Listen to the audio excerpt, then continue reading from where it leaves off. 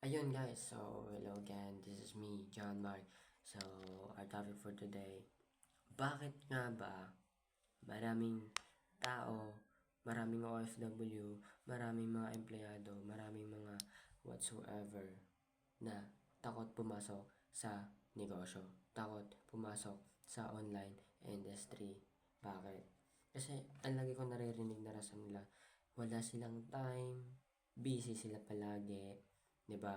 Yan yung mostly na maririnig ko, mostly na naririnig ko na galing sa kanila, sa mga nakakausap ko. Kasi sasabi nila wala silang katuwang, kailangan daw may katuwang ka sa ganito. Totoo naman yon, 'di ba? Tapos sabi nila, dagdag pa na wala din silang puhunan, 'di ba? Yung sa mga kinakapos ng sahod diyan, 'di ba?